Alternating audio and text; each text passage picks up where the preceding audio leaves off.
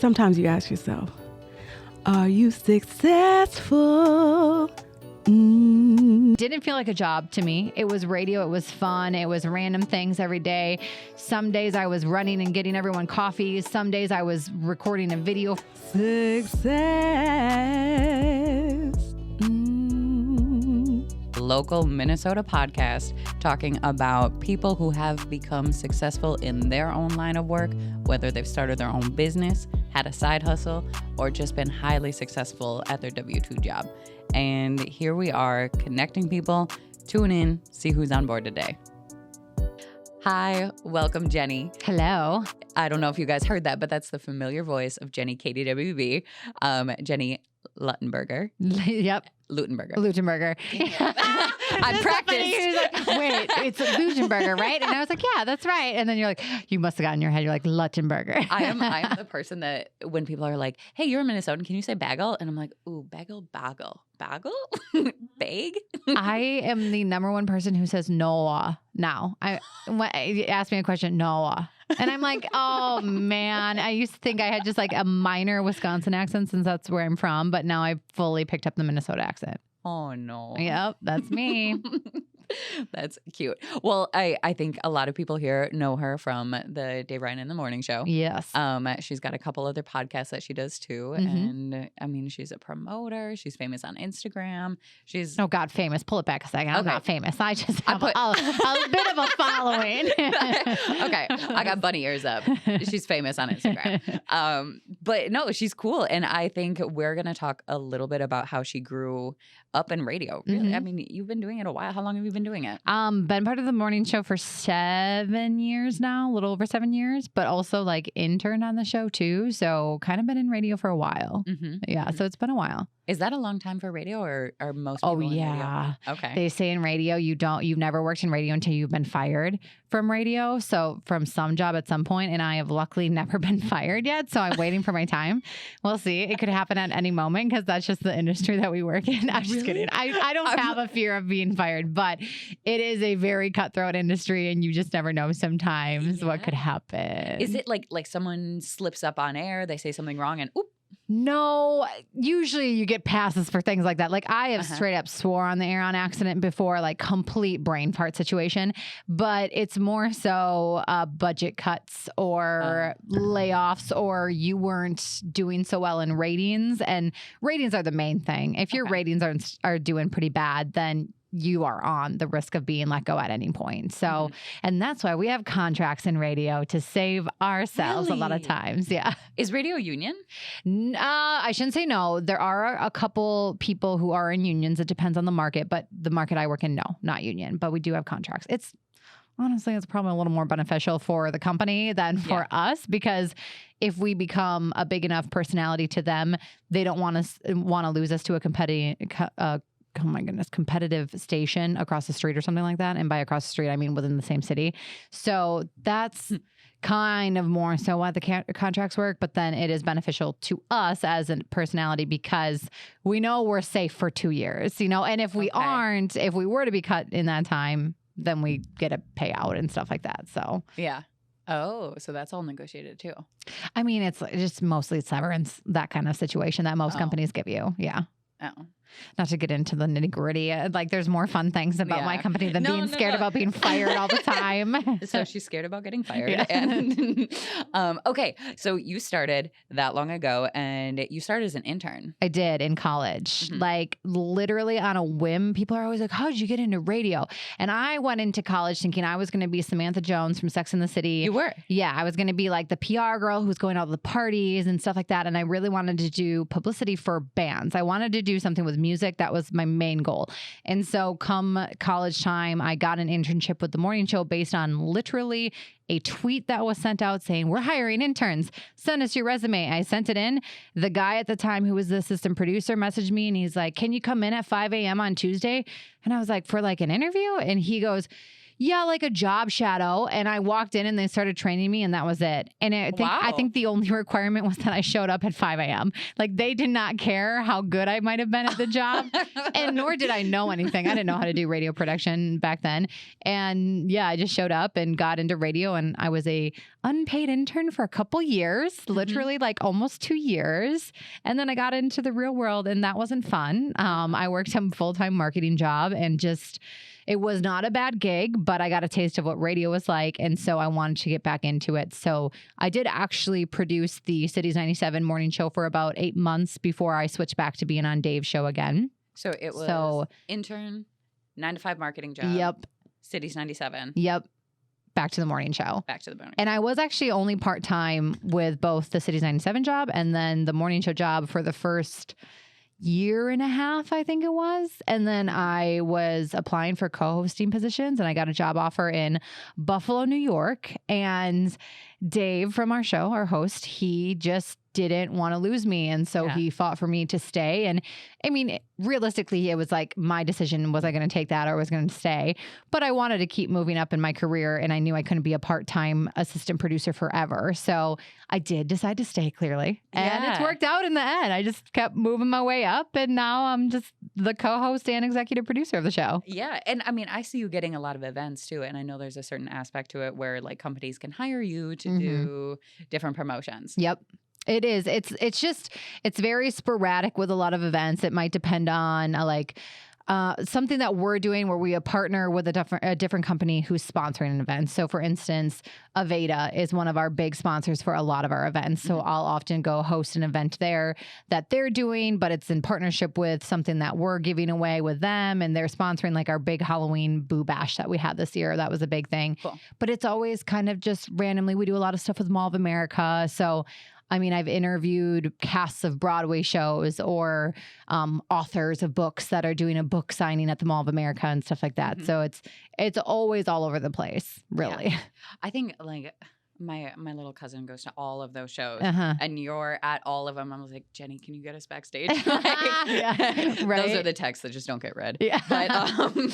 But I remember I went to one of your shows at the mall and God, was it like a pre-Jingle Ball? Was it? Man. I think it was I do remember you Christmassy. texting me about that, but I don't remember what it was. Was it like their birthday party? I helped host one of their birthday parties a couple years ago and it was actually super fun. Yeah. I don't know. It's always random stuff, random things. Yeah, I feel like I see you everywhere. But because you are everywhere. So, okay, what was it like doing the transition from unpaid internship? Because did you look at it as like a time investment or was this just something that you were doing to kind of get a I mean, I looked at it back then as like something that you had to do to get any experience in a career, because as a lot of people might know, when you are either fresh out of high school or you're out of college and you're looking for a job, it's like, you need to have 5 years experience in this. And it's like, where was I supposed to get that experience? But it's an entry level position.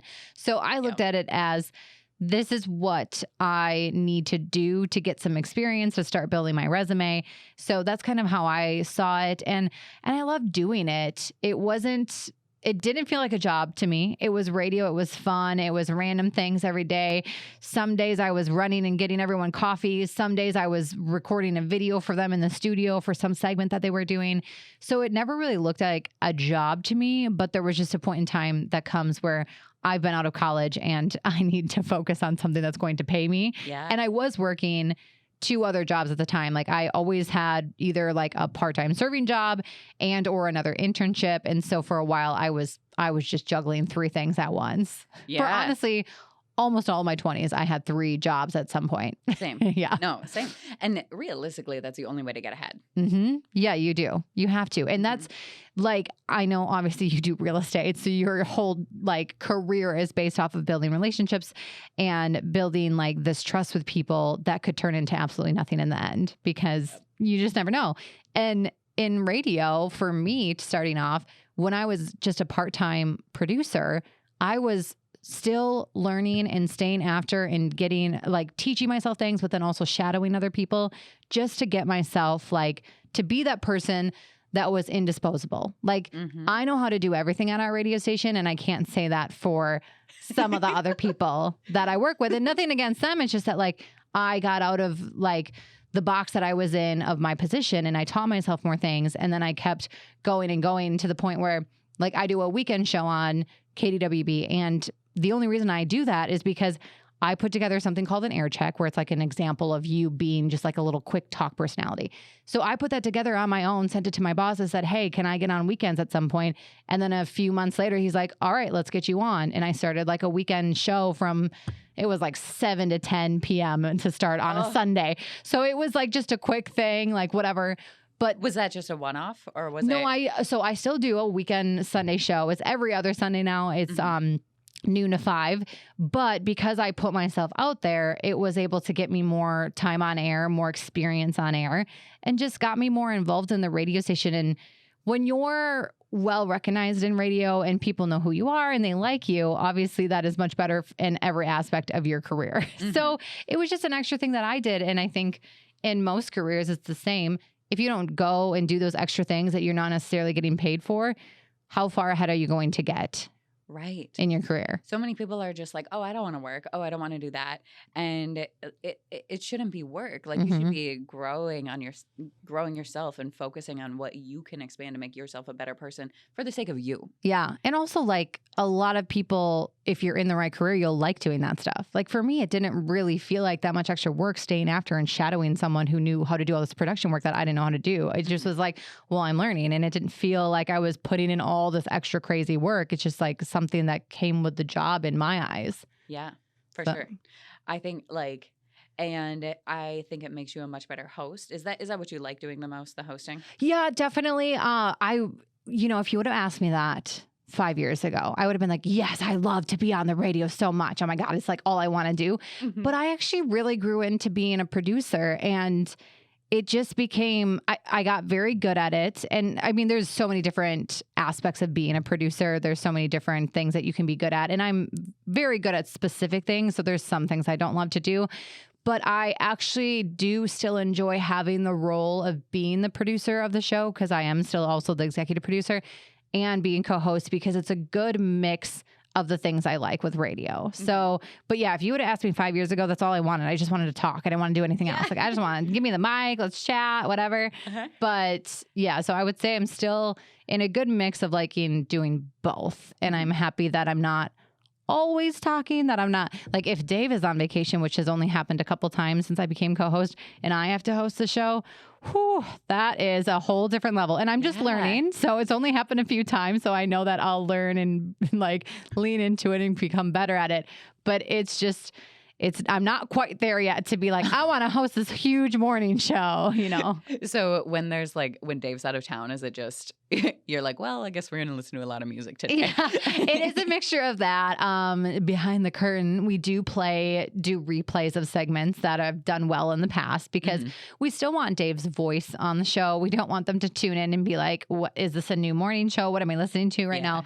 So we still do replays, but for the most part, it's a little more music, a little less of us talking in general, but it's just a mixture of a few different things. And yeah, I mean, it's very fun, but Dave makes it look very easy, and it's not easy, you know? Like, how do you constantly stay relevant? How do you constantly stay fresh? I mean, it's hard every single day. I mean, you obviously do a podcast, so you host and you try to come up with new topics and ideas and things that you talk to everyone. And think about like literally every single day, you have to plan a 4.5 hour show that is entertaining, relevant, topical, pop culture related, relates to the demographic. You might not necessarily have much going on in your life that's going to be relatable, but you like pick up the littlest of things. That's like, well, today at the store, I broke something on the shelf and I had to pay for it. Like, what do you think? Like, that was a recent conversation that we had. I broke something on a shelf and I brought it up to the register, and they still had me pay for it. What? And then I was told that I was, what's the word? When you, now I'm blanking on it. But basically, they said that I was in the wrong for thinking that I shouldn't have had to pay for it. And I was like, it was their fault for having faulty glass. Well, and also like right on the edge of a shelf that I was coming around a corner with a cart. You know what I'm saying? So like, I'm just kidding. But no, so it's like little things like that. Like your life becomes the morning show. Like everything you do, you think, oh, this could be a segment for the morning show. Oh, this could turn into a topic. And that's just like what radio turns you into. And that's probably also kind of a hard part of radio is you got to learn when to turn it off. Like not everything needs to be a bit for the show. Your friend going through some drama, that does not get to be a bit for the show. You know what I'm saying? Because I've gotten myself in trouble a couple times from that. I mean, you don't say names though. No, I never say names, but that person knows I'm talking about them. So if they hear it, they're like, WTF, Jenny? Like, why are you putting my shit on blast? And I'm like, well, I mean, I didn't say your name, but I didn't say your name, and there was no NDA. So. Yeah, right. I think, that's very funny. I think going social with. There's so many different careers that have your life intertwined with your job. Where do you draw the line? You know, it's hard, and especially with social media now too, because it is such a part of our lives with being radio personalities that I don't mind sharing things about my personal life on air, but also on social media. But there's a point where like I just got back from a trip and I was just constantly posting things about it whilst on the trip. And I was like, all right, maybe we should like take a break. You don't need to post everything. You should actually be like relaxing. You're on vacation. That's the point of a vacation, right? And I can't not. Yeah.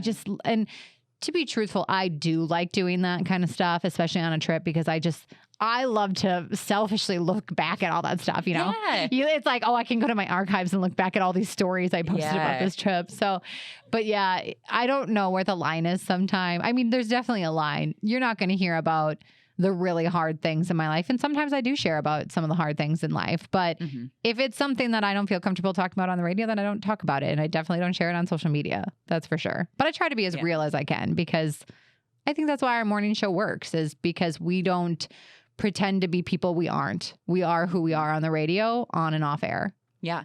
And I think so many people meet you in person. They're like, oh, she's my friend. Yeah, I know. I truly love it. And we don't really like calling people listeners. It feels so like distant and weird. But I mean, I do. I just was out on Friday night at this holiday pop-up thing, and I met so many listeners, and everyone was so friendly. And after we left, Andrew, my boyfriend, was like, doesn't that feel good that these people literally think that they can just like come up to you and you're their friend and they're kind and you're kind to them, and you know, you don't give off this cocky, conceited vibe that you're anyone else. And I don't think I'm anyone else. Like you introing me saying I'm like famous on social media. That's so weird. I'm like, no, I put the I'm quotes just up. Yeah, no, I know. I was like, I don't see myself as anyone besides someone who happens to talk on a microphone to the Twin Cities every morning, and that's my career. I don't see myself as like above anyone. I am the same like person as you listening to the radio. And I mean, I talk about literally bowel problems on the radio. So clearly.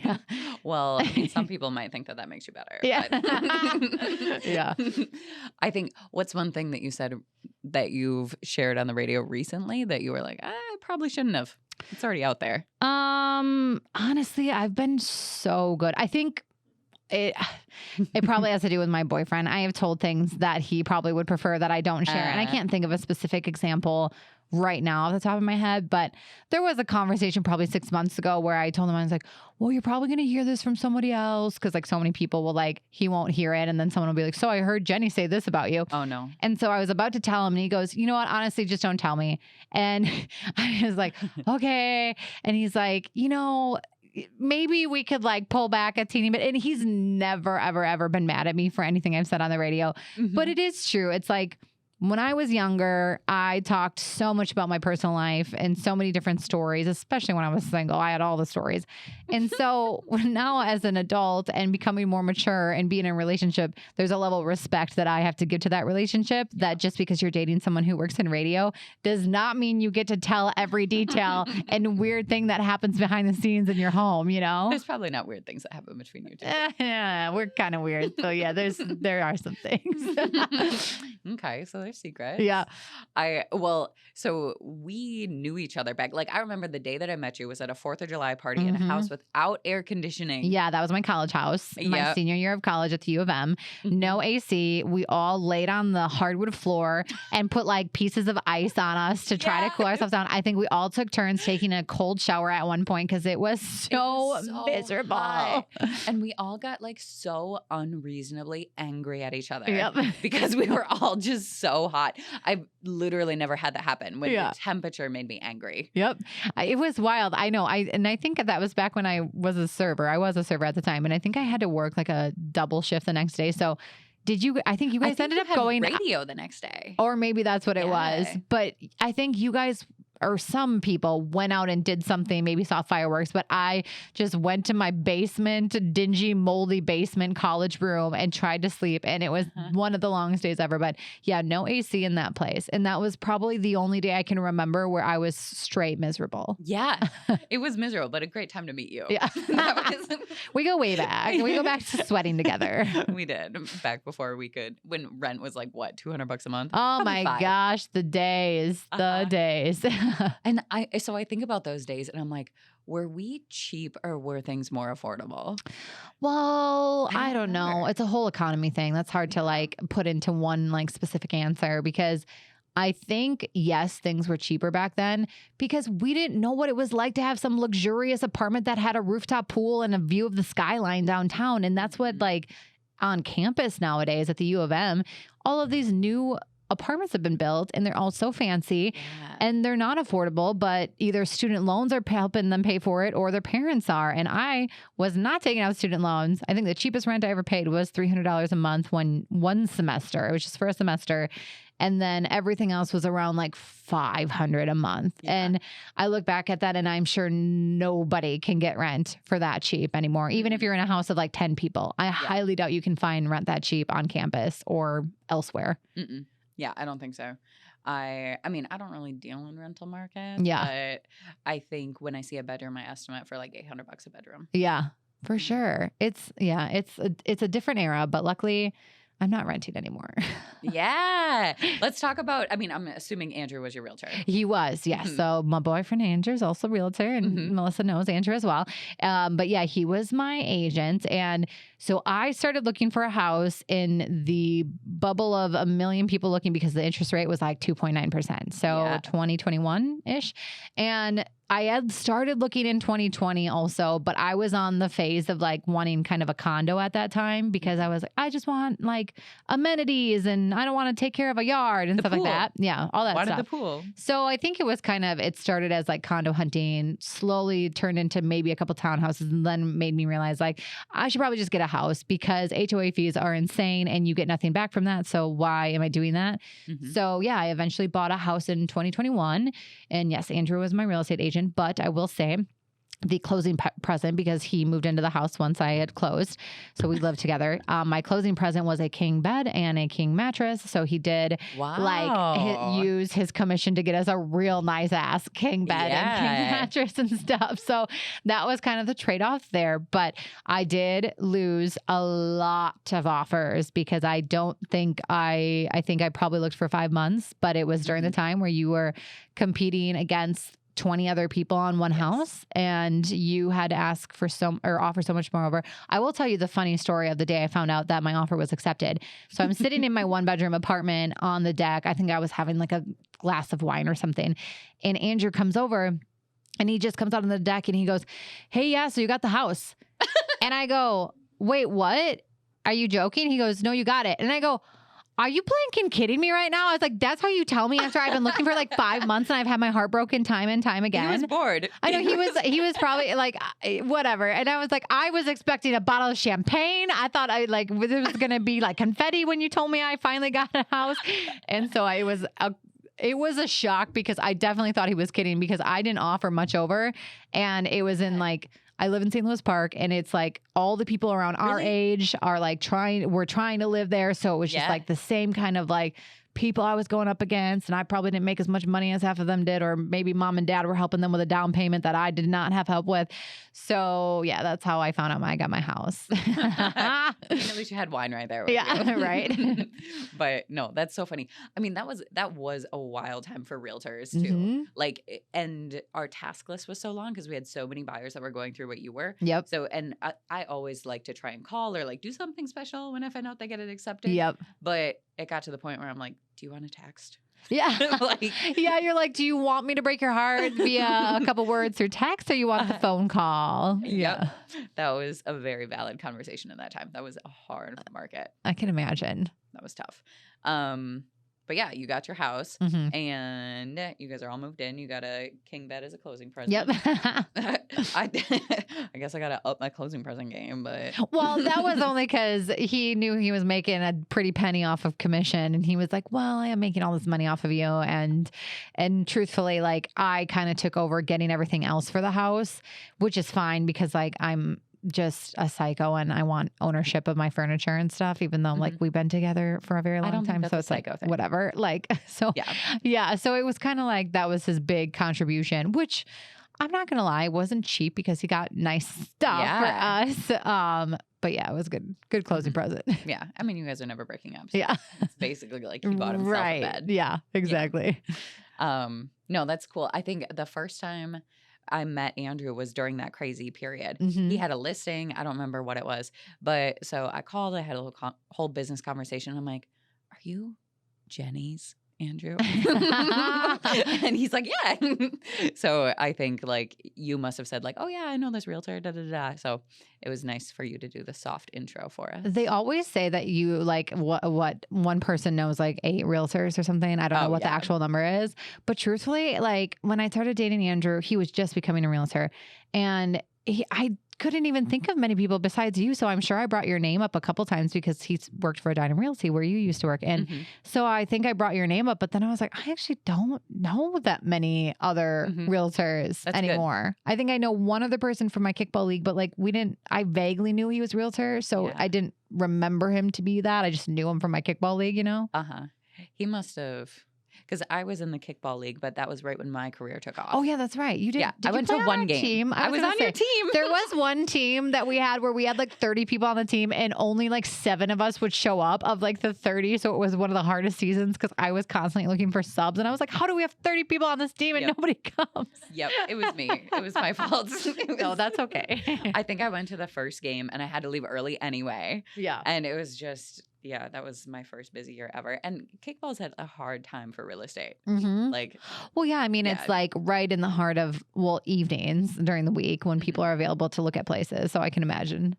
There was definitely a couple times where like I pulled up and I'm like, well, my showing's done. Is it rude if I show up a half hour late? Yeah. And then I go home. Yeah, whatever. I mean, you could still hang and party because that league was quite the social drinking league. That's really what it was. Yeah. Like I definitely went to the parties more than I went to the games. So back in the day. But okay. So you have been on the morning show and now like you're co-hosting. How much different is that from your start in the game? Is it, I mean, we kind of talked about how it's harder to be more creative and come up with new topics all the time. I would say, so from where I started on the morning show to being on air constantly, the main difference is like, you don't really get a break during the morning show. When I used to be just an assistant producer, I was on air here and there, but for the most part, I was doing things behind the scene. And so I didn't have to be on so often. And I've gotten much better in the last like year. But I had pretty bad sleep issues for a while, and I would wake up and I'd be like, oh my God, I can't wake up and do this and be entertaining and lively. It was really hard for a while, and I've gotten better at that. And not that my sleep issues have gotten that much better, but I've gotten better at like turning off the tiredness and turning on the mic and being lively. And so I think that that's one of the huge differences. And I like that I'm able to be on air all the time now, but there's like a day here and there where I'm like, I could go back to being in the production studio and not on every single break. So it's that, but it's also just, I mean, I have to pay attention to everything as executive producer in terms of the behind the scenes things. But now I also have to make sure I'm paying attention to every word people are saying because you have to converse. You can't just like be zoning off doing some kind of production side thing while you're still kind of on the mic. You have to fully be engaged in the conversation and be doing the production side of things. So I have, from my serving days, I've gotten very good at being a multitasker, but it's on a whole nother level now, being a producer, co-host, all that. Yeah. So tell me we know what a co-host does. What does a producer do? I mean, it's so different for every show, every different industry that might have a producer, because I know there's producers for so many different things. But for me specifically, I help plan every single day of the show. You might not think that we have a plan, but we do have every single break planned out of what we're going to do. And it's not planned in the sense that we have a script. It's just like, hey, we're going to talk about this topic at this time, or we have Christmas Wish at this time. So that's kind of like, I take care of a schedule every single day. I take care of every kind of client mention we have to do, every kind of giveaway we have to do. I make sure everything's like executed. If we need an audio element for something, for instance, today we did the most misquoted movie lines. Yeah. So it's like I sent all the movie quotes to our assistant producer who then loads it. And then I am also overseeing him. So I'm making sure that he has all these elements that we might need for a segment, or I just truthfully do it myself sometimes because it's easier for me to do it that way. So it's different every day. I schedule all the guests. For instance, next week, we have this really big podcast coming in to do kind of a quick segment who they're local to the Twin Cities, but they blew up on this podcast and they're out in LA right now. And so it's like I've been emailing back and forth with them. So it's a lot of coordination, and mostly I can sum it up and I make sure this show runs. Like and the logistical things on the actual morning of the show, it's like I have to put all these elements into something called the log and something called next gen and all this stuff. So it's very hard to describe because that's the general idea of what I do, but that doesn't even touch the surface of everything I do as a producer. Right. Like I'm thinking of everything you do. And do you guys still have writers too? Or it's you? Writers as in like people that write scripts or stuff? Oh no, we do everything on our own. So, I mean, if you hear a commercial, it's called copy. I know people probably understand that, but I know it's a lot of radio jargon. So we might get copy from a client and just read exactly what they want us to do. But most of my endorsements with clients are just improv. I have to touch on a couple things and I just like turn on a mic and I go. And now I used to sit and write down what I wanted to write for those when I was newer, but I'm good enough now that I can turn on a mic and just do it. So we don't have writers for things. Obviously, we do like parodies sometimes and we write those. We do pranks on each other and we might write something a little bit up like that or something. But for the most part, everything that you hear on the radio, it's not scripted by any means. It's just us turning on a mic and going with what we plan on doing. That makes it so much harder. Yeah. Like see, you think that it does, but I will say that I recently started guest hosting for the Minnesota Timberwolves as their in-arena host. And that actually is harder to me to have a script that I need to say versus just being able to talk and like have some bullet points. It's almost harder for me to do it that way. It's easier for me to have my personality involved and do it the way I want to do it versus someone giving me 3 paragraphs of things they need me to say and just saying it. Is that what the Timberwolves thinks it? For the most part. And I mean, just reading that's easy. But when I have to have it memorized, that's when it gets very complicated. You're acting at that point. Yes, for the most part. And trust me, I have always thought like, how do actors do what they do? And now this is like the most recent taste I've gotten of it where I need to know all these things and like, you don't want to get the client mention wrong and this and that. So it's like, it's a very different vibe doing something like that versus us having an idea and direction of what we want to do for a segment and then just turning on the mics and doing it. And also that comes with chemistry. Like you obviously probably know this from doing a podcast. Like if you have chemistry with someone you're talking to, it makes it much easier. And our show has chemistry, so it makes it a lot easier. Yeah, no, I think like that's one thing that's key about your show at KDWB. Like you guys all are friends. You hang out at work? Yeah. You hang out after work? I'm assuming you hang out with Dave Ryan. I mean, we don't often hang out too much outside of work, but that's because what I do with my social life is not something that Dave would be doing. He's not coming to kickball on a Wednesday night, like he's not coming out to a holiday pop-up bar at like 10 p.m. with me, like he lives a different life than me. So, but I mean, when we have get-togethers, so I mean, I can't even remember. I had this big Burning Man party, and I assume I invited you because I invited a million people, and I don't know if you came or not because a lot of people were there. Well, it was like all these, like it was my 30th birthday party. So it's all these 30-year-olds. And then Dave came with his wife and swung by for like probably a half hour. So yeah, no, we definitely all see each other. We just all live a little bit of different lives that we don't hang out too often outside of work. And truthfully, I mean, when you spend a lot of time in the morning with each other, there's a point where you're like, we don't always need to see each other on the weekend too. And then on top of it, doing events together and stuff. So it's like, there are weeks where we probably go almost every single day seeing each other. And in most industries, that's not super normal to see your coworkers quite that often. Or to talk with them for 4 hours a day. Right. That's another thing. Like a lot of people might have like work from home or have a cubicle or something. You're not in a studio that's like a probably 10 by 10 foot studio with one person every single morning talking to them all morning. Like Dave and I know so many things about each other that like you'll never hear on the radio, but we know about each other, I was going to ask if you could say anything. What is like a weird tick that he does? Like, does he chew with his mouth open? Does he? So no, he knows this. He is a slurper. So he slurps his coffee. He slurps his food. He also has a jaw click, which my boyfriend also has. So like it is triggering in many areas. So he will eat. So every morning we get done with the show and he goes, Jenny, I'm going to go to the kitchen and get a little treat. And it's because he always brings his food in to have. And it's kind of like lunchtime for us almost at that point. And so he brings in, and as of recent with the colder weather, he's been doing all the crock pot situation. So it's a lot of soup and it's a lot of slurpy slurp. And I'm like, God, Dave, I'm going to come over there and slap you. And he knows it because he knows I have like, it's literally a thing. It's called misophonia or something. Yeah. Where when someone is chewing with their mouth open or making mouth noises, it literally sounds like someone's in your brain, like, I don't know, attacking your brain. It makes my spinal cord tingle. Yeah. Like so it bothers me so much. He knows that. And he does it. There's nothing. It truthfully is nothing he does on purpose. He is just eating. But for me, it's really like, you're torturing me. We just talked for like 4.5 hours and now you're torturing me with your food. But does he like make eye contact with you? No, God, no.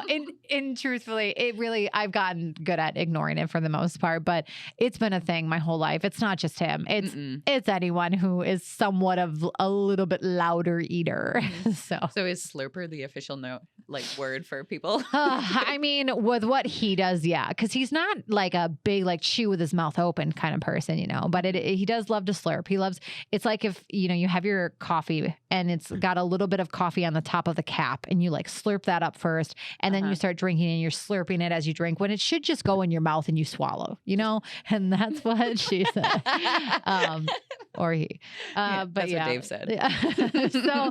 So yeah, I would say he's got a lot of slurping things. The chewing is not as bad. Okay. Well, I mean, we all have our flaws. So you've made so many friendships. You've done so many cool events. What's your favorite event that you guys do? Oh my gosh, that is a tough one. Most people would probably expect me to say like Jingle Ball or Star Party. And while that stuff is so fun, I'll be honest, it's almost more draining than it is fun because it is always just like such a full day of events. I think one of my favorite things is for the last 2 years now, we've done a broadcast at Children's Minnesota and we've helped raise a ton of money on like their big giving day that they do in September. Yeah. And that is what makes me so happy to be in radio, is to be a part of something that can help change other people's lives. Like if I can make someone laugh one morning, that's great. And I love that. And that's also like a huge perk of my job. But to know that we got, I think, over $100,000 donated within just the morning show time for the last broadcast we did, those are the moments where I'm like, wow, radio is really powerful and I get to be a part of this. And God, I could like tear up even talking about it. It's probably like an event like that, I would say. I mean, we've done so many. We have so many fun like Halloween parties, and we always have like a girls' night out in February and stuff like that. And those are always really, really fun too. And don't get me wrong, I've always loved Star Party and that stuff. It's just on those days, we do the morning show, and then it's a full day for the girls of getting ready. We get our hair done, we get our makeup done, we get dressed. Then we have to be at the venue. Then we have to have a meeting and go over logistics. And then we interview artists. And then you kind of get to see the concert here and there, but then you have to be on stage for a stage intro. And so it's just a lot of like, you're not actually necessarily enjoying the concert. You're working. And also like with social media added in there, you have to have at least this many posts on that day, and you have to do this, and you have to let people know when this is coming up and whatever. So it's like you go to these things and you can't even walk in the crowd because somebody will want to talk to you and say hi, and you're being rude because you're like probably on your phone trying to tweet something out or post something on your Instagram story. Yeah. So it's like those days are fun, and I know it's a huge perk of my job to be able to like, don't get me wrong, interviewing artists is great, but it's just kind of a draining day when everything's said and done over, like, because it's work more so than it is us having a ton of fun. I mean, you just described a 20-hour day. Yeah, it pretty much is. And then Jingle Ball, we actually don't do Jingle Ball anymore, but we always had Jingle Ball on a Monday. And so if you don't know this, Jingle Ball is like a full nationwide tour where it does a bunch of different stops in different cities. And so ours always fell on a Monday. So we would go in, work on a Monday, go and work Tuesday morning after we got home at probably after midnight. And then you're also like ramped up on energy because you were just running around and jamming to concerts and whatever. And then you can't even fall asleep. And then you're also looking at all your social media posts, and then you want to repost everything people have tagged you in and stuff. So those days just, it is a full, like pretty much 20-hour a day is what those turn into. On 3 hours of sleep. Yeah. That's pretty much crazy. That's crazy. So we don't do Jingle Ball anymore. That was a COVID thing, right? It was sort of, but actually we did have one Jingle Ball post-COVID, but then it's a lot of politics. I don't want to get myself in trouble either, but it's just politics. Our Jingle Ball stop got given to a different market is what it comes down to. And so we maybe we'll get it back someday, but as of right now, a different big market within iHeart got our Jingle Ball. So yeah. There's something to work towards then. Yeah. But we still have Star Party. Mm-hmm. So I haven't been to Star Party since I was probably in college, but and now you're doing the interviews for it.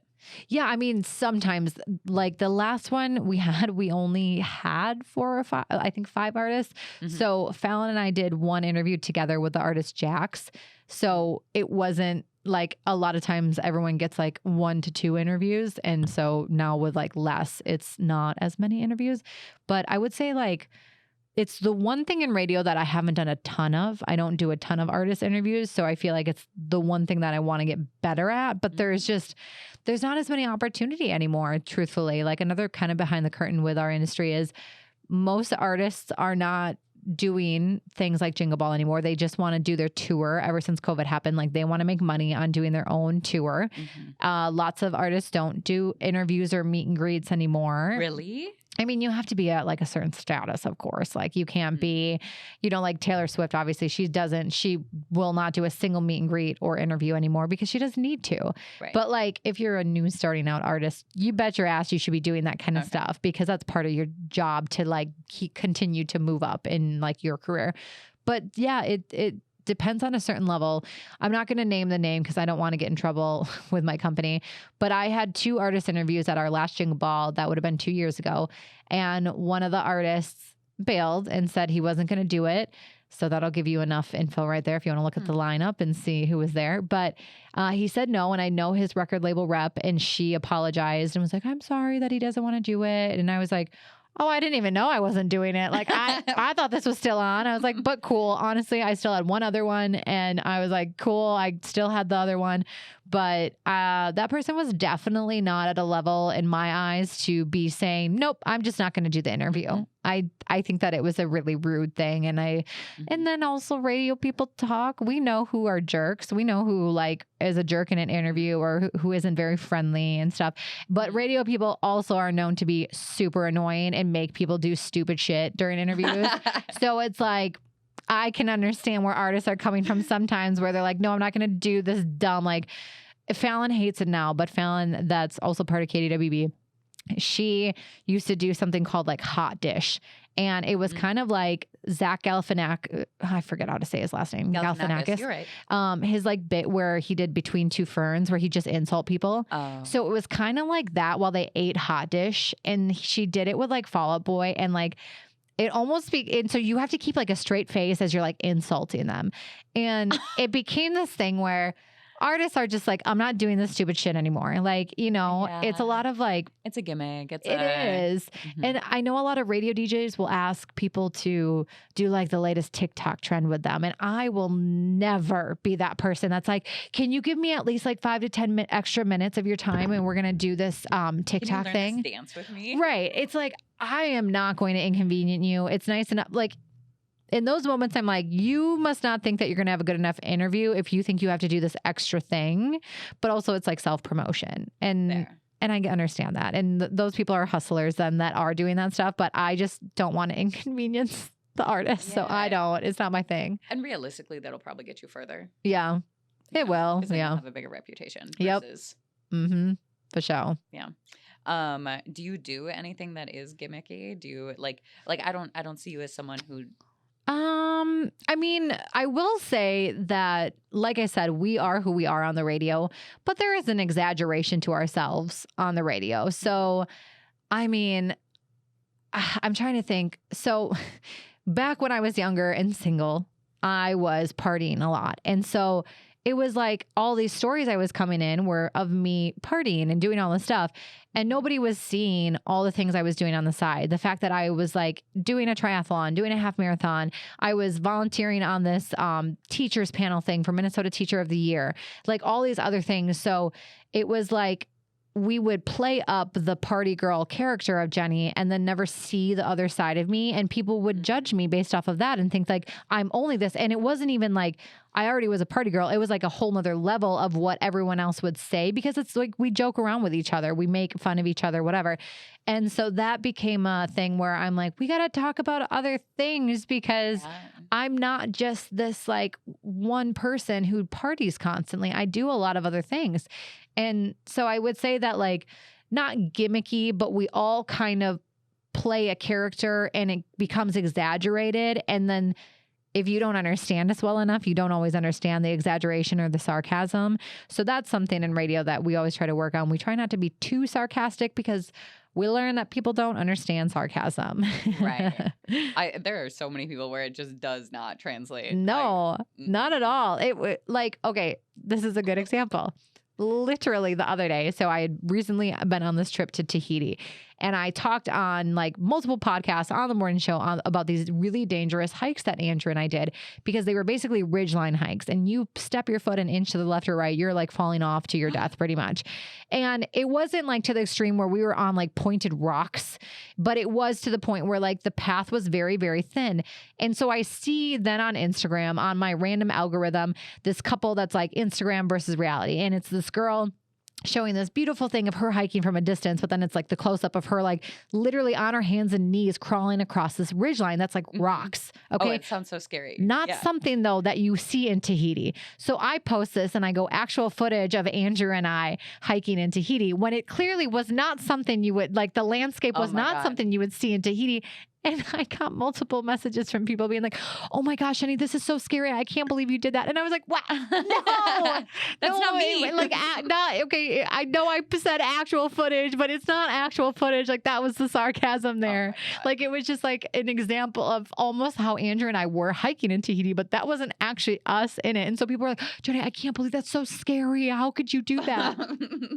So sarcasm's dead. Yeah. I don't think it's dead. I think it's just, it goes over too many people's heads sometimes. That sucks. I did see that hike though, and I did see a real one where you were like in disgust with yourself, like pulling up on a rope, like my God, the fear in my face. The fear, maybe not disgust. Yeah. Fear. On the verge of crying. Yeah, that's exactly what it was. I don't know why I do it. It was my own decision. It's not like I was being forced to do it. I just was like, yeah, I want to challenge myself. I could die at any moment, but like, this is a fun challenge. Then you get halfway up and you're like, You're like, psych, I don't know how much further I'm going to make it. And am I going to make it down? Yeah. Did you make it to the top? No, we didn't. We were getting close to the peak. ish. We still don't know because there's so many false peaks and you never really know sometimes with hikes. But we saw some clouds coming over and we were getting kind of nervous because that hike we truly could have been in like danger if it would have rained, because getting down, it was already so steep. And then if it would have gotten muddy and we could have slid even more than we already were sliding. And there's no stop. Yeah. No, there's no stop. You're falling down cliffs. So we decided to turn around, and we actually still had a few days left of that trip. And so we both were like, well, maybe we try it again later in the trip. But then my boyfriend got sick halfway through the trip and he woke up that morning and he's like, yeah, I feel like I'm dying. And I was like, yes. Thank you. We're not doing it again but we both said that we probably would go back someday if we had the time and desire and try it again, because it's almost like a bucket list thing now that we want to get to the peak. Oh. Yeah. But I also was like, there's like a million places in the world we can hike. Maybe we don't go back to the same one. I don't know. I think it like says something really cute. Like, oh, we didn't do it last time, but look at us now. I know. But I also, there's just like so many days in your year and so many vacation days, at least for me, that I'm allowed. And I just can't imagine using it to go back to the same place. You know what I mean? Like there's so many places I want to see. So probably won't. You know, I heard something like the other day that freaked me out so hard. It was, you only have 80 summers. I saw that too. And 80 summers might be a stretch for us now at this point, because I mean, I'm not hard. 10 anymore. You know, like I feel like I've definitely wasted some summers. Yeah. Oh, me Definitely. too. I feel like I honestly, truthfully kind of wasted this last summer. I don't know what it was, but I was like, is it done yet? I'm so sick of the heat. And so then I realized like I kind of would save my vacation time towards like the beginning of the year and the end of the year, because we're snowboarders. And I was like, maybe I should start taking more vacations in the summer, because I don't love the humid, hot summers as much. Same. And I love fall. And I am a snowboarder, so I do like winter. So I think I need to reevaluate when I take my vacation, because I like summer, but I don't always love Minnesota summers. Yeah, maybe like a snowboard trip right in the middle of it, like go to Alaska or something. I know, that would be fun. Yeah. Super fun. Think about it. Okay, so cool. We'll get to the actual questions now. If you could start at the beginning and do it differently. Would I? Or would I change something? Yeah, what would you change? Let's see. I think that I was easily influenced by all these people who were very much further along in their career than I am. And I started taking in some of the like qualities that they had. So not anyone that I work with now, but certain people would not be willing to do things for our salespeople for a client, because unless they were getting paid or something like that. And I feel like I took on this like personality of like, like I should be getting paid for this. And not that I shouldn't, everyone should be paid for their work. I'm not saying you should work for free all the time. But I think there was like a level where I was being so like imprinted on or imprinting on other people and where they were in their careers. And I was still like starting off, and I should have been willing to do a little bit more. I think that's one thing. But also I've learned from multiple people that I don't always give off the best first impression, because it's not that I'm not friendly. I am very business, and like, I will bring in as a female that sometimes being assertive is looked at as being a bitch, and I don't agree with that. So I will say that I am assertive, and some people were like, yeah, you know, like and this has come from a female before who I'm very good friends with now. And she was like, Jenny, you just didn't seem very friendly at first. Like you didn't seem to like me. And I was like, did I not seem to like you, or was I just very consumed with work and very down to business, because that's my personality? But we have a newer night person, and I told him recently when he came in to be on our show for a segment, I said, I'm really sorry. I feel like you really have no idea who I am as a person yet, even though you've been here for a few months, because you've only seen work, Jenny, and this is not who I am. That's who I am at work. And yeah, I have fun on the microphone, but off air, I am constantly doing things. And so I'm not as like engaging or interactive. And so I think I need to work on being better at first impressions. You mean like your coworkers, like so you do your whole show and then you want to be nicer to your coworkers? It's not that I'm not nice. It's just that, like, for instance, our promotions director, the first time we ever did an event together, he said that I was like, we got to do this, this, and that, and blah, blah, blah. And there was no niceties. It was just like, here's the list of things we should be doing here, and like we should get this done and whatever. And granted, it's everyone's personality. They take it as it's their perspective and their personality. And so I was like, you're right. Maybe I should have been a little bit friendlier and like not immediately jumped into the task list. And then he said like within a week though, he got to know me a little bit better and he didn't think I was anything but who I am, which is, well, according to him, a nice person. But Yeah, no, I mean, I think you're mostly a nice person. yeah. No, I don't think you should lose that.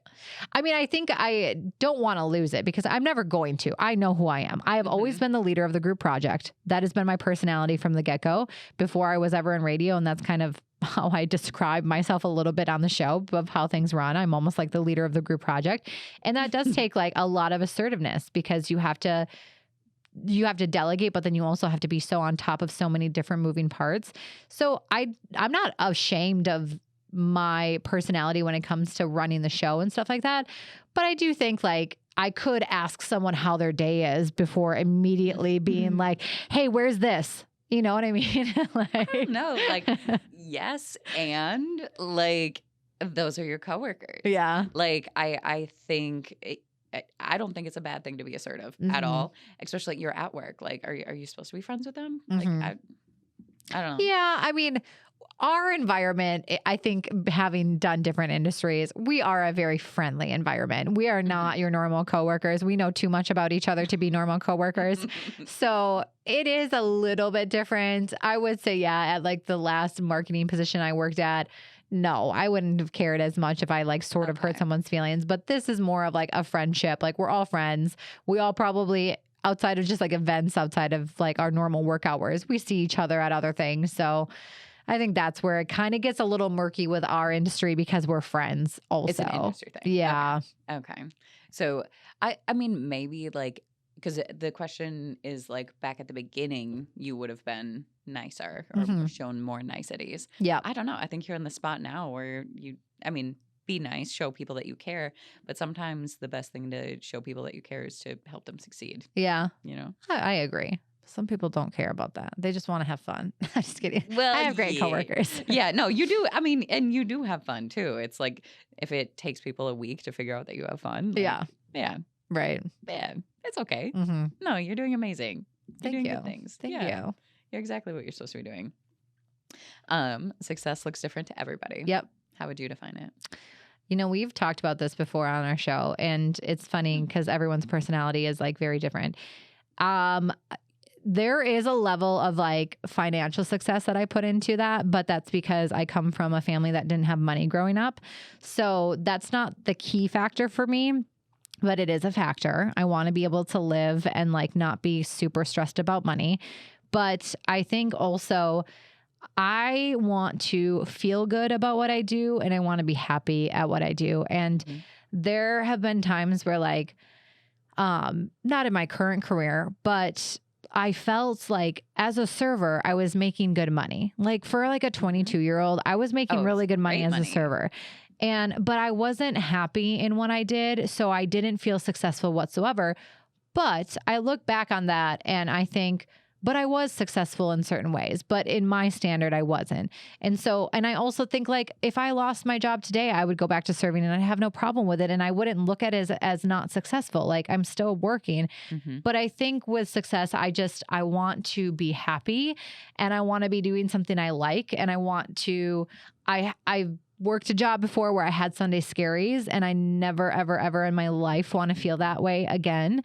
So that's another huge thing. But I would say success doesn't always revolve just around your career either. I also want to be successful in my personal relationships. So, I mean, I have so many different groups of friends and I'm really happy and like lucky to have as many friends as I do. I've also gained so many friends because I've done so many different jobs and been a part of so many different like kickball teams or whatever. And so I think success is like, it's not based solely on a career to me. It's based on like how you're living your life and truthfully like being kind to people. I think that like some people, they advance in their career and they become different people because of like an ego or whatever else it might be. Maybe because they make so much money now and they find themselves better as someone else. And that's not success to me. I think success is having like really good friendships and relationships, but then also being financially stable and enjoying your career. Mm-hmm. I think so many people, it's so easy to fall into the trap of money because you can literally count it. Mm-hmm. You can say, I am X amount successful. Mm-hmm. And so many people just fall into that and then they get cocky. They're like, oh, I make more than however many percentage of Americans. I must be better. Yeah. I hate that. I don't think, I gotta be honest, I don't think there'd ever be an amount where I was like, oh, I make so much more than other people, I'm like better than them. There would never be an amount for me in that aspect because I just like don't view money that way. I just view it as like, as long as I can afford what I do, which is, your mortgage and your bills, and then can do some other things on the side, that's good for me. Do I want to continue to make more and more money every year? Of course. Like I would be lying if I said I didn't want to continue to advance in my salary. But I don't put so much weight on that. And I do know some people who do, and then it makes them a different person. Like I know obviously you're a real estate agent, so it's commission based and you just will probably never have, unless you change careers, like this base salary that you're making this amount of money. But the friends that do, and the people that do have this base salary that they expect to make more money and then they don't, those are the people that I see it like weigh on their lives too much. And I'm like, but like you already afford to do everything you're doing. Like, is it really going to be like, is it really worth being unhappy because you didn't get that like $5,000 raise, And I'm not saying people shouldn't make more money. You should make more money, especially if you're working your ass off and you deserve a raise. But I think there have been too many people who put too much weight on money. And I grew up in a family that like, I think we didn't have barely any money. Our one trip a year was maybe to the Wisconsin Dells, and we didn't even always afford that. So I think I grew up in a pretty good life and didn't have a ton of money to go off of that. And it also taught me work ethic because I was working at the age of like 12. I was like babysitting, had a paper route, got a job as a bus girl when I was 15. Like I was always working since the day I could start making money. And maybe that says more about me. Maybe I do like money more than I think. Because no, I mean, it's something about like liking money, but you're also just a hard worker. Yeah. Like I don't know many women I don't know many people that work as hard as you.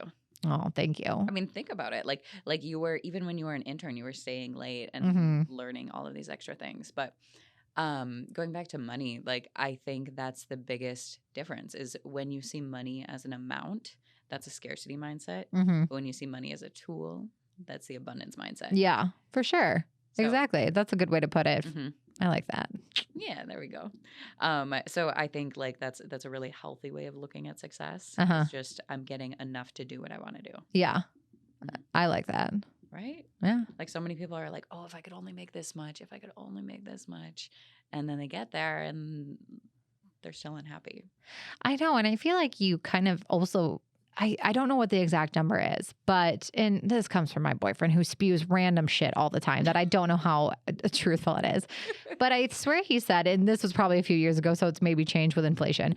But I think he said that like once you make $60,000 or $70,000, anything you make after that doesn't make you happier. It doesn't make that much of a difference in your life. Like obviously it's all according to your lifestyle and where you live in the city, like LA, that's going to be a different story. But I do feel like that's like so true. I feel like my first big raise I ever got, I felt such a difference. But then ever since then, I haven't felt so much happier if I've made more money. It's different. Yeah, you have to be able to get out of poverty. 100%. Yes. And once you're out of that, you can kind of do what you want. It's just, getting out of poverty is hard. Yeah. It's hard. And it takes some people a long time. I mean, it's especially in today's day when everything is expensive. Everything is expensive. Yeah, you got to juggle 3 jobs through your 20s. And then you get a house and then that kind of levels out. But yeah, I mean, you have to be able to make those sacrifices. You do. Are there any regular habits you have that keep you more successful? Yes. I fully believe in health and fitness. I do work out 5 to 6 days a week. And I think it's a vanity thing. I want to like look good, but it's more so a mental thing at this point. It's part of my routine. And I think that if I truthfully in the last week, I've worked out once because I was pretty sick last week and I actually allowed myself to take the break to get my body back. Yeah. So, but outside of that, it's like, I love the feeling of like the mental health and the happiness I feel after working out. And I think that that really can change your mindset in the rest of your day. If you have some kind of good routine infiltrated, it doesn't have to be going to the gym for an hour. It could be something else, but even like a walk for 30 minutes a day, I think I'm just fully on the side of, I think that health and fitness is really important, not just for the physical aspect, but the mental aspect. And then I am a list girly. I write so many lists. I have so much joy out of physically writing it down with a checkbox in front of it and putting a check mark in it when I cross that off. And so that is a huge thing for me, but also just a calendar and writing down every single thing. If it wasn't for me on our morning show, we would forget half of the ideas we have because I write every single thing down and then I don't forget it. And I would forget it because there is just, my brain is overloaded with different things that I would forget it if I don't. So I think that writing things down can change your life and you will start to realizing, and then just like putting like, it's definitely a personality thing, but on the weekend I'll be like, I have so much to do because it's a mental list. But then when I actually write it down and I see what I need to get done and then I start checking it off, it's like, oh, I actually didn't have maybe as much as I had thought. Or if I do have a lot, I can see it and I can know what I can get to in that time and be okay with it, you know? So I'm telling you, lists have changed my life in the last couple of years. It sounds like it like really helps you be present. Yeah. Because now you're not worrying about like everything you have to do. You're like, here's the list and we'll get to it. Yep, exactly. So lists and working out. Your workouts are so intense. Oh yeah. And I'm also, not saying that you need to be doing like a HIIT workout every single day. You could go walk on the treadmill with like a little incline for 30 minutes and that's a great workout too. They are. And I've never done things like half-ass. Like I've always worked out pretty well. I shouldn't even say I've always worked out because I was in sports, but my 20s were all about drinking. I did not know what the gym looked like inside. Okay. Like I probably paid for a membership and was like, cool, direct deposit every month to see you. Maybe enough. We'll see you next month, you know? But when I started, it's my competitive nature. That's why I probably work out as hard as I do. I am so competitive. I just can't not like go hard sometimes. Did that change ever? I mean, I think so. I got a trainer, shout out Demi. She's the best, like 3 years ago. And she also became a friend. So we already were kind of friends already because we had worked at the Timberwolves together. And so we already knew each other. And then we just continued to work together. And it was just like, it's not working out to go train with her. I mean, it is. But it's like a friendship of just like, we're going to catch up on life, you know? Yeah. And so that is helpful. And then I think also it's just kind of like a me time for me at the gym. And don't get me wrong, there's days I go and I'm like not even doing barely anything besides lifting some weights and it's not that intense. But the intense ones always leave me feeling a little bit more accomplished. Yeah. So I don't know. I truthfully I don't need to, but I wish I could pull back the competitiveness a little bit because it is infiltrated into every part of my life. I mean, I'm talking about how many times have I emptied the dishwasher, Andrew, and you have in the last week? That's like what I'm saying. I kind of like that though. Like there's sometimes or if I think, you know, I can remember just little things better than Andrew. He knows like random facts, but I remember like what happened a week ago today or something. Yeah. And so he'll be like, no, this is what happened. And I'm like, no, it isn't. And then I'll literally have to get my phone out and I'll look for the footage of whatever it was on that day and I'll point to it. And like, that's where my competitiveness is like, I will prove myself right if I know I'm right. If I am wavering, I'm like, okay, maybe I won't push it that hard. Yeah. We're not even going to take this out. We're just not going to push it. Yeah. Mm-hmm. I think, that's super funny. Do you have anything that like keeps you going, keeps you motivated? Is it just your competition? Yeah, I would say that's probably one of my number one things. No, I shouldn't say that. My biggest fear is failure. So I would say that you could probably categorize the two in similar categories, but I would say I have such a fear of failure. Like I called my mom the first day of college and cried. And I was like, this is too hard. I'm never going to be able to do this. Oh my God. After my first class, because I saw the curriculum and I was like, 5-page paper due in 2 weeks. What, like it was so intense to me. And the tears came because not that I didn't think I could do it, but I was scared of failing. And so I have such a fear of failure that I continue to do things. Like I continue to put myself in like moments of pure anxiety. Like I wanted to do a triathlon. I signed myself up for one about 1.5 years ago and I was so excited for it. But leading up to the week of, I was just anxious beyond belief. I was so stressed about it. But I didn't want to fail. And I knew that as long as I did it, I would feel accomplished. And so, and also that definitely brings in competitiveness too. Yeah. But it's just like, that's been my biggest fear on top of flying. I don't like flying either. How'd you get to Hawaii? Tahiti, but yes. I know they're basically the same. I got there with anxiety. That's what I got there. I arrived with a full bowl of anxiety and I dumped it in the ocean and said goodbye. You got a week until you got to be anxious again to get back on the flight back. Yeah, life is all about balance, you know. You need that exhaustion just to relax a little bit. Oh God, you said something. I think I lost my thought. So I think I know who your greatest mentor is, but who do you think? Ooh, wait, I want to know who you think it is. Well, I'm going to say it's Dave. Yeah. Okay. If he ever hears this, he might be sad by this answer. It's not that he's not one of my mentors. He absolutely is. Mm-hmm.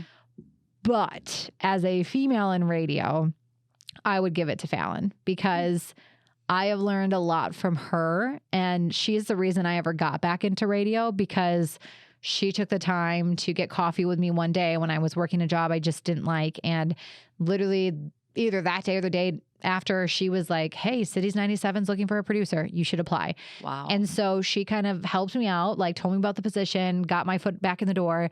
And then from then it just like, she's a very easy person to go to in moments of like emotion and moments of stress. And I just like really look up to her because she has built like such a name for herself. And truthfully, as a female in radio, it's very hard. Like you're not that Dave doesn't deserve everything he's done. He is the hardest he's the hardest worker I've ever met in my life. And I owe so much of my work ethic to Dave. But I would say like, there's not many women who have their own shows in radio, like their name's on the show, you know? And so it's like, I've seen Fallon just stand up for women in our industry, but not just in our industry, just in general. Like the way that she speaks on the radio to stand up for what she believes in. I sat and watched her for years until she got her own show in the afternoon. And I just admired everything she did because she is so good at what she does. And she does it for a good purpose. You know, it's not ego driven. It's like she likes to be fun. She likes to have fun. So I would say that my biggest mentor is Fallon, but Dave is absolutely right up there too. He has fought for me to get more money. Mm-hmm. And that is not something you hear of very often in a lot of industries. So, and he's fought for me to stay when I was like debating leaving for a different job and stuff like that. And I've also just watched everything he does over the years. And so I've learned a ton from him. I would say they're mentors in very different ways. Dave, I've learned the logistics of radio, how radio works, how to not let radio get to you, how to become a better radio personality. Fallon, I've learned more of like how to be a female in the industry and really stand up for yourself and stuff like that. So they're both like huge, huge mentors to me. Yeah. Is there a lot of times where you've needed to stand up for yourself? I mean, obviously when contracts come around, yes, that's a huge thing. And I'm sure anyone who has to sign a contract understands that it's not just the radio. Do you get nervous about the negotiations? Oh my God. I went to the first morning I got my most recent contract. I had like a big coffee from Caribou already. I get my contract. I send an email about it and I go do a warrior sculpt class. That's like a heated class. And it's like so intense already. And my heart rate was like through the roof between the class and the stress of knowing I sent one email asking about something with the contract. So yes, I do get stressed about it. And I wish I had a stronger mindset and know like, this is what I deserve. And that's why I'm asking, not like, oh my God, I'm so inconveniencing them right now by asking for something that I believe I deserve, you know? And so yes, I do get stressed with contract negotiations. I mean, lean into that assertive Jenny, that all business Jenny, that like the girl that she forgot disappears. To She goes and hides under a bed during that time. It's like the one time she doesn't exist. I don't know where she goes. It's like, it's probably something from my childhood or something, because I don't know why I can't stand up for myself in those moments as much as I do stand up for myself, but not as much as I wish I did. I think like one thing that's really helped me in negotiations is take a minute, think about what they want, think about what you want. Oh, for sure. And then think about how to get what you want from what they want. Yeah, I know. I mean, I definitely learned a lot in the years. But I mean, even this last negotiation that I had, which was just a few months ago, I've learned things, and there are things I wish I would have done differently, but that's in hindsight. So now I know for the next time. Yeah. I think like it gets to the point where it's that fear of negotiation. Oh my God, the first contracts I negotiated, oh, they're horrible. No, it's a daily thing. But if you're not doing it on the daily, it's definitely stressful, but it gets to the point where it's fun. Yeah. So like switch that mental into like, we're going to have fun with this and I'm going to see what I can get. Yeah. And now your company is going to come for me. But yeah, I know. I was going to say it's also a little different in radio because they'll be like, fine, we'll get someone new. Oh, dang. They'll be like, yeah, okay. I mean, if you're not going to sign it, that's fine. We'll just find someone else. We'll bring someone else. Give it to me. They'll get someone like younger and hotter or something, because that's like not how radio is. But I mean, yes, sometimes that is a fear. It's a fear of women in radio that we're going to age out a little quicker than the other gender does. But is there? Yeah, I guess I never thought about that, because they don't look at you. Yeah, they don't. But well, honestly, now they do because of social media. Yeah. It is different, but luckily I get Botox. So hopefully I'm still looking like a upper 20-year-old. Yeah, you are. But no, you look amazing. I think like also I love that there's no like stigma around Botox or filler anymore. Oh, I know. I always like try to speak out about it because I'm like, I don't care if people know I have it. And when I first started speaking out about it, people were like, wow, this is not something people used to talk about. And I go, well, go back to 1980 then, because guess what? We talk about it now. Oh, I love it. To me, it's like a math problem. Like it's hard to guess how old women are. That becomes like a fun game. Not that I would ever say. Yeah. But and then I'll be like, okay, well, if I think they're this old, they're either a 40 who's had this and this and this done, or they're 35 who's only had this done. Yeah. Or they're 20. Yeah. Like, I don't know. Right. But no, it's become such a fun thing. Yeah. Do agree. you talk about it a lot in the air? Not on the radio ton, but social media. I don't care. I don't care at all. And usually whoever's following me on social media, they like me for who I am. So they're not going to care that I'm talking about Botox. And if they do, they just swipe, bye. Yeah, I don't care. And then they forget that you did it. Yep. On you go. And then they just think you're young. What is one phrase that you live by? Do it for the plot. Always. I mean, probably not as much as I've like become a little bit more boring in life. My like personal life, it's like I sit at home on a Friday night. But I think that it's very good to do things that scare you. I think it's very good to do something that makes you feel uncomfortable to an extent. If you are having a straight panic attack thinking about doing something, then maybe that's not it. Maybe that's not what you should be doing. But I'm trying to think of a good example. I don't know. I mean, when I was like, 4 or 5 years ago, I was still single. And I literally booked a trip out to San Diego for my birthday. And I was fully intending on going by myself with no plan at all. And then my girlfriend last minute ended up coming. So I did have like someone along with me. But it's like things like that. Like just, you got to get out of your comfort zone, because that's where you live. I think when you're in your comfort zone, you're just doing the same things over and over again. And then it becomes like, what's the movie? The Gopher movie. What's it called? Groundhog's Day. Yeah, that one. And so it's like, is that what you want your life to be? Just like always the same thing. So even like as simple as like someone asking you to sub on their dodgeball team or something, like maybe you don't really want to, but what else do you have going on? If you're free, like just say yes. And you don't know what that could turn into. And I totally understand that I'm an extrovert. So like this might be the worst thing ever to people who are introverted. But do it for the plot is for sure something I live for. I mean, doing something outside of your day doesn't have to be something introverted or extroverted. Yeah. Like, I was listening to another podcast that was talking about how the more variety you have in your day, the longer your life feels. Like the longer your days feel. And it could be something as simple as going to a new coffee shop in the morning. And I love to do that. I feel like a new person when I'm like, I'm going to go to this coffee shop today and like, just like vibe. And then I like end up being on social media for an hour and I'm like, that was me vibing, but whatever. Yeah, at least I went to a new coffee shop. You did it for the plot. I think we have one more question. Okay. What are your 3 top favorite restaurants? Oh my goodness. Okay. So my number one, and it's kind of pricey, but I love, and I'll probably pronounce it wrong too, San Jusan in the North Loop. That one is like so high up there. I also love Colita. Yep. And then now I feel like I have to pick a like really good one, but I'm probably not going to come up with the best. I'm not like it's your favorite, not best. I know, but I'm not a huge foodie. Like I'm weird. I don't go out to eat that much.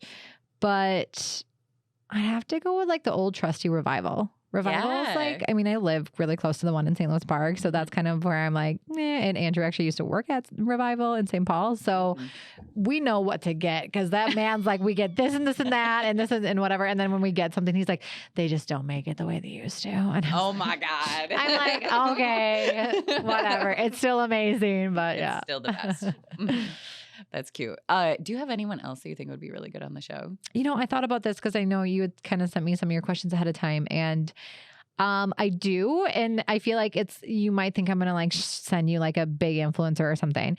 But it's my girlfriend, Katya. So I forget what her degree is, but her name's Katya and she owns a business called The Plantidote Design. And she designs these like moss walls and she designs these earrings that have actual real plants in them and stuff like that. And I have watched her flourish into this amazing businesswoman in the last probably year or two. It might be even longer if she ever hears this. But she does all these like craft shows and art fairs and stuff like that. And she just hustles. And that's not her only job. Like she's got another job too. And I just admire everything she does. I mean, she's taught herself branding. I mean, she probably knew how like branding worked, but like her branding is on point. Her social media videos are on point. I just like love everything she does. So I feel like she would be a really good person to talk to from someone who kind of was like, she wasn't really sure where she was going with her career and she started doing this and she had like a passion for it. And now she's just really built it into something that has been really great. Yeah. Yeah. We definitely love to have her. There's like a 70% fail rate if somebody has a side hustle and they quit their job to go full side hustle. Yeah. So it's really cool that she kept her job and is still like making this so successful. So for sure. Yeah, we'd love to have her. Well, guys, that's all we have from Jenny. KDWB. What up? Well, thanks for having me. Thank you, honey. Thank you so much for coming up here. Of course. Had so much fun. Success!